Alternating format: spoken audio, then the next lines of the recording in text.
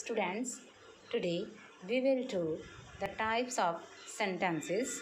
First of all, we will see what is a sentence. It's a group of words. Sentence होता क्या है? ये words का एक ग्रुप होता है. It has subject and a predicate. इसमें क्या होता है? जो एक कंप्लीट सेंटेंस होता है उसमें एक सब्जेक्ट होता है उसका और एक प्रेडिकेट होता है. Without subject and predicate the sentence would be a meaningless and incorrect and it expresses a complete thought. उसी ग्रुप ऑफ वर्ड्स को हम एक कंप्लीट सेंटेंस मान सकते हैं जिसमें एक सब्जेक्ट है, एक प्रेडिकेट होता है और जो एक कंप्लीट थॉट अपना जो एक्सप्रेस कर रहा है, एक पूर्ण तौर पर अपना विचार जो है वो व्यक्त कर रहा है. There are three types of sentences. First one is simple sentence, next one is compound sentence and third one is complex sentence. Let's know about the simple sentence. What is a simple sentence? A sentence has only one subject and one predicate. जो simple sentence होता है उसमें एक subject होता है और एक predicate होता है. For example, he lives in this house. Seema likes mangoes. Here, he and Seema. Both words are the subjects and the remaining part of both the sentences are the predicates. Next one is compound sentence. A compound sentence consists of two or more coordinate clauses. इसमें clauses होते हैं. These clauses are independent clauses. जो एक compound sentence होता है उसमें क्या होता है कि टू क्लॉजेस होती हैं. मीन टू से टू पार्ट्स होते हैं सेंटेंस के. जब उन्हें हम ब्रेक करके देखते हैं तो उस सेंटेंस के जो टू क्लॉजेस होते हैं, जो टू पार्ट्स होते हैं, वो अपने आप में इंडिपेंडेंट होते हैं. मीन टू से वो एक दूसरे के ऊपर डिपेंड नहीं करते.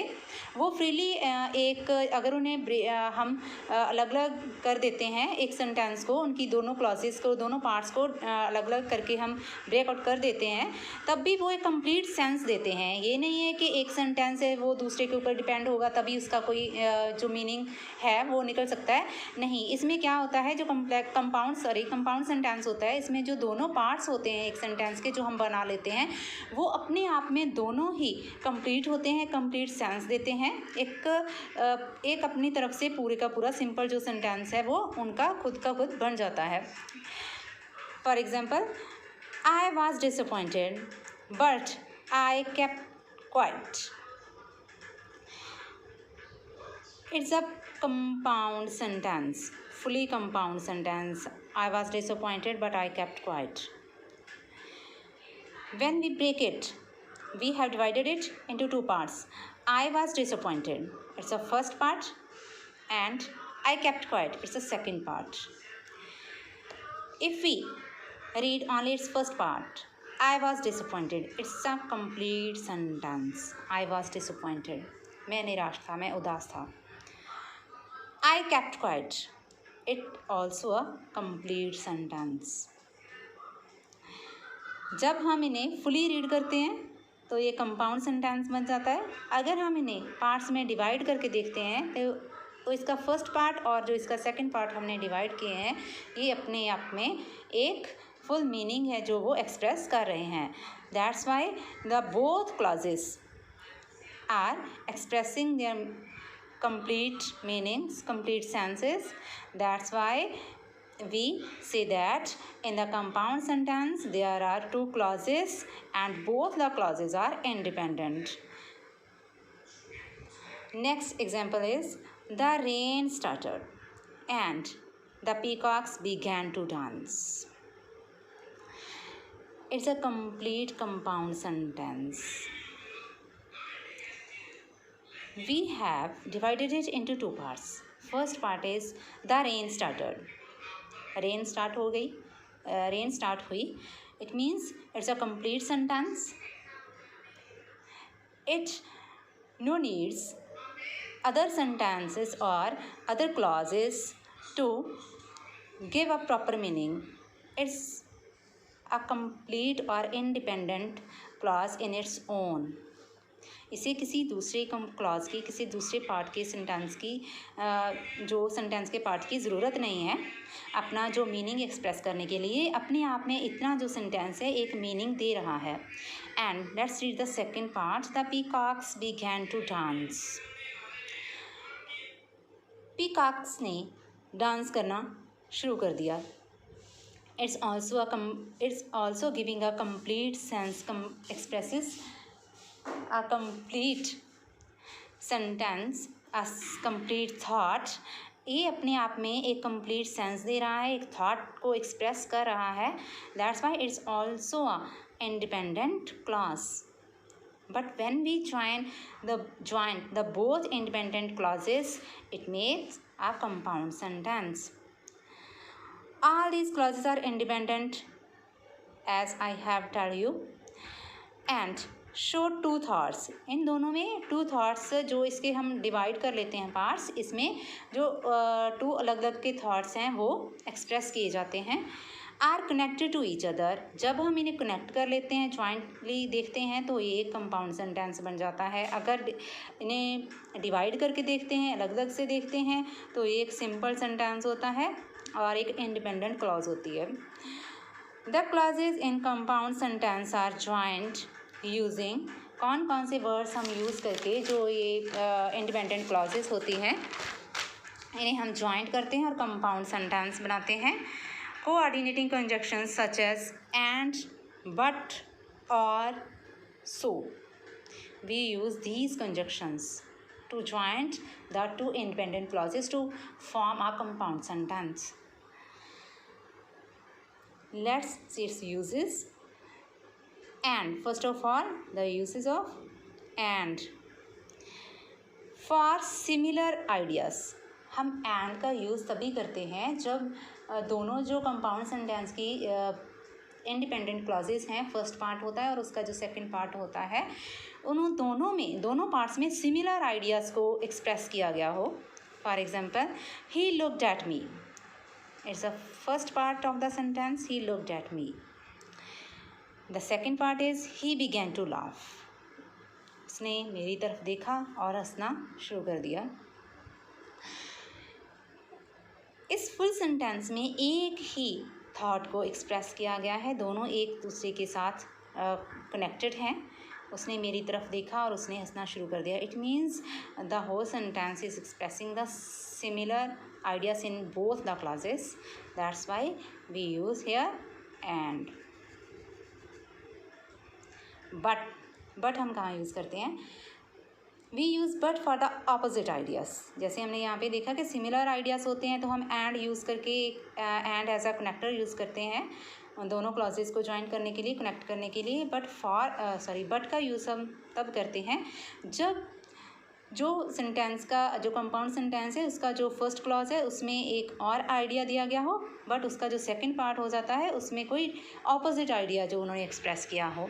For example, the road is long. The road is long, road बहुत लंबा है। But I shall travel, but मुझे ट्रैवल करना चाहिए। इसमें जो फर्स्ट पार्ट है सेंटेंस का, जो फर्स्ट क्लॉज है, इसमें एक डिफरेंट आइडिया एक्सप्रेस किया गया है और जो सेकंड पार्ट है उसमें उसकी ऑपोजिशन बताई गई है। जो फर्स्ट है उसमें नेगेटिविटी है और सेकंड में पॉजिटिविटी है। नेक्स्ट, द यूजेस ऑफ और। वेयर वी यूज़ और? वी यूज़ और for the equally important choices. जब एक सेंटेंस में टू चॉइसेस दी गई हों बट दोनों ही चॉइसेस इक्वली इम्पॉर्टेंट हों, दोनों की जो इम्पोर्टेंस है वो इक्वल होती है। We can film a documentary, हम एक डॉक्यूमेंट्री बना सकते हैं। और we can make a short film. It means इसमें दोनों पार्ट्स में, दोनों क्लासेस में चॉइसेस दी गई हैं बट दोनों ही चॉइसेस इक्वली इम्पॉर्टेंट हैं। हम दोनों में से कोई भी कर सकते हैं, यह कहने का ये मतलब है। We can make a documentary, हम डॉक्यूमेंट्री बना सकते हैं। और we can make a short film, हम छोटी स्मॉल मूवी है वो भी बना सकते हैं। It means here the speaker is expressing the two thoughts but the two thoughts are equally important। The uses of so, we use so for equally important results. यहाँ पे इक्वली इम्पॉर्टेंट चॉइसेस होती हैं, ये भी कर सकते हैं और ये भी कर सकते हैं, बट दोनों इक्वल हैं। और जब हम सो का यूज़ करते हैं, कब करते हैं? जब रिजल्ट्स इम्पॉर्टेंट होते हैं, इक्वली इम्पॉर्टेंट होते हैं। दिस नॉवल इज़ ह्यूज, ये बहुत बड़ा नॉवल है। So you must make time to read it, तुम्हें इसे पढ़ने में ज़्यादा टाइम जो लगाना चाहिए। The novel is huge, it's the first part of the sentence, and after so from you must make time to read it, it's the second part. Here the both clauses are expressing the two thoughts, but the results of two thoughts are equally important. Next one is complex sentence. A complex sentence has only one independent clause. जो complex sentence होता है, इसमें क्या होता है कि इसमें एक independent clause होता है। जैसे हमने compound में देखा था, उसमें two clauses होते हैं, but both the clauses of compound sentence are independent. But in the complex sentence there is only one independent clause and one or more dependent clauses. इसमें क्या होता है, जो और clauses होती हैं, इसमें more than one, more than two, more than three clauses हैं जो वो हो सकती हैं, but here in the complex sentence there is only one independent clause and rest of the clauses are dependent. They depends upon the independent clause on the main clause. Dependent clause क्या होता है, जिसे हम main clause और principal clause भी बोलते हैं. It's also called main clause and principal clause. And the dependent clause is also called subordinate clause. For example, when he heard the news, he was astonished. In the complex sentence, we break the sentence into two parts, and there is a one main clause and one subordinate clause. He was astonished, वो हैरान था. It's a main clause because it expresses its own thought independently. It no needs to other clauses to give its meaning, to give its sense, to express its sense. ये अपने आप में एक thought है जो वो express कर रहा है. He was astonished. इसे किसी दूसरे clause की ज़रूरत नहीं है अपना जो एक meaning, एक proper meaning express करने के लिए. Now look at this part. When he heard the news, जब उसने news सुनी. It's a subordinate clause. Dependent clause. जब हम इस पार्ट को रीड करते हैं तो ये अपने आप में फुली एक जो मीनिंग है, वो जो एक सेंस है सेंटेंस की, वो नहीं दे पा रहा है जब उसने न्यूज़ सुनी. इट मीन्स ऐसा लग रहा है कि ये सेंटेंस है जो वो एक अधूरा सेंटेंस है, ये अपने आप में कंप्लीट नहीं है. It needs other clause, it means main clause to express its meaning. That's why it's called subordinate clause. इसे मेन क्लॉज की ज़रूरत होती है अपना एक जो प्रॉपर मीनिंग, अपने एक प्रॉपर सेंस बनाने के लिए, सेंस देने के लिए इसे मेन क्लॉज की ज़रूरत होती है. Without main clause it can't express its proper sense, proper meaning. Subordinate और dependent clause often begins with words. जो सबॉर्डिनेट क्लॉजेज होती हैं वो कौन कौन से वर्ड्स के साथ हैं जो वो स्टार्ट होती हैं, जैसे हमने यहाँ पे देखा व्हेन के साथ ये स्टार्ट हो रहा है. Although, as if, before, after, because, even though, while, when, whenever, during, as soon as long as, since, until, unless, where, wherever. जो सबॉर्डिनेट क्लॉजेस होती हैं इन सब वर्ड्स के साथ है जो वो स्टार्ट होती हैं. Subordinate or independent, subordinate and dependent clause cannot stand on its own. जैसे मैंने पहले ही बताया कि ये अपने आप में एक प्रॉपर मीनिंग नहीं दे सकते. फुली सेंटेंस जो कंप्लीट सेंटेंस है वो नहीं इसका बन सकता है. It derives its meaning from the principal clause, from the main clause. It main clause helps the subordinate clause to give its proper sense. When the train arrives, I will call you. Here it's the first part of the sentence and it's the second part. I will call you, मैं आपको call करूँगा. It's a complete sentence because it has a subject and a predicate. It's a complete simple sentence. That's why it's called principal clause or main clause. It no needs other clauses. But when we read this part of the sentence, when the train arrives, जब train आती है, जब भी train आती है, जब हम बोलते हैं कि जब भी ट्रेन आती है, इट मीन्स ये एक कंप्लीट सेंटेंस नहीं है. It's a incomplete sentence. It needs other sentence to give its proper meaning. Mean to say it needs the main clause. अगर मेन क्लॉज इसके साथ नहीं आता तो ये जो सेंटेंस है ये अपने आप में कंप्लीट सेंटेंस है, नहीं बन पाएगा, इसका कोई सेंस नहीं होगा. It starts with when.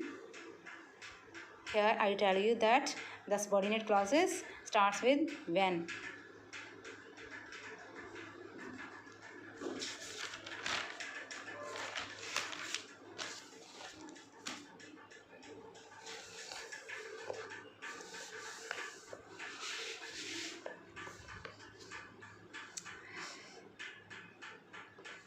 Now look at some more points.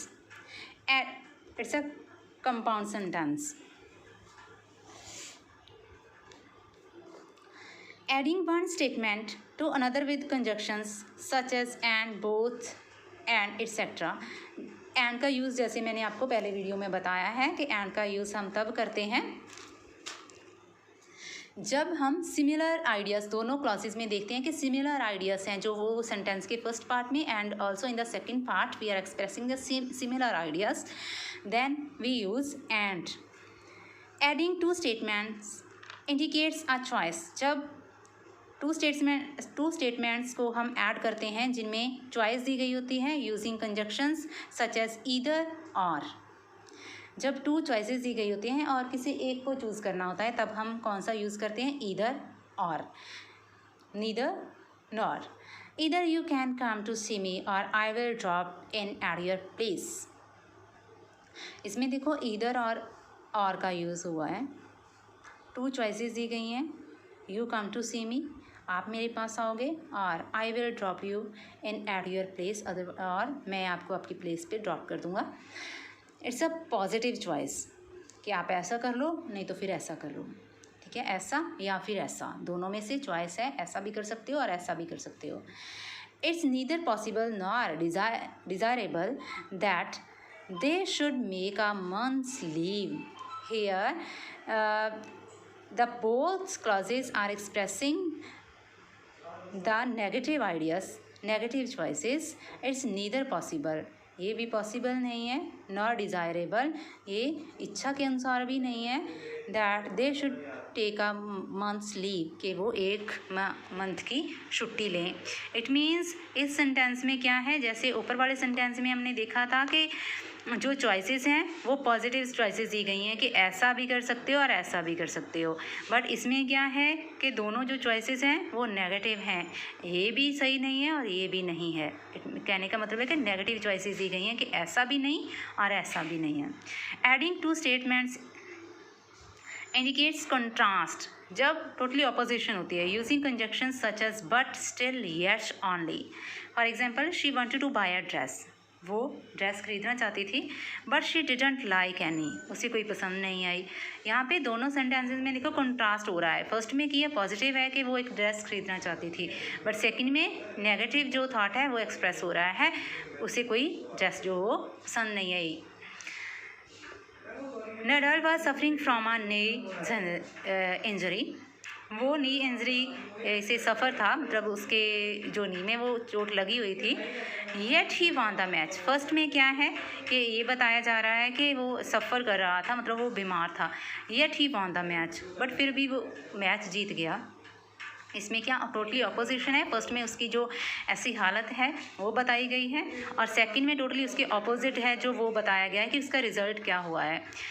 Mean to से कि फर्स्ट सेंटेंस में ये है कि वो पर्सन है वो जो बीमार है, जिससे हम ये सोच सकते हैं कि वो खेल नहीं पाएगा या कुछ कर नहीं पाएगा। सेकंड में उसके टोटली ऑपोजिट जो वो उसका रिजल्ट बताया गया है कि चाहे वो बीमार था बट वो मैच है जो वो जीत गया। Using conjunctions like so, therefore, as a result, for that reason, to suggest that one statement stands as a consequence of another. जब हम therefore, so, as a result, so that reason, ये सभी use करते हैं, कब करते हैं?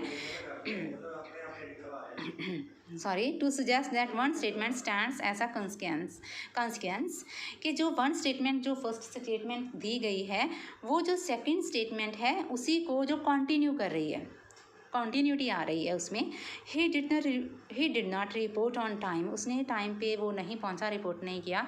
so he was dropped from the team, यहाँ पे फर्स्ट में वो जो है बताया गया है रीज़न उसका कि क्या रीज़न था, सेकंड में उसका जो रिज़ल्ट है वो बताया गया है कि ऐसा हुआ। इट मीन्स जो फर्स्ट पार्ट है वो सेकंड के साथ ही कनेक्ट है, फर्स्ट में रीज़न है और सेकंड में उसका रिज़ल्ट है।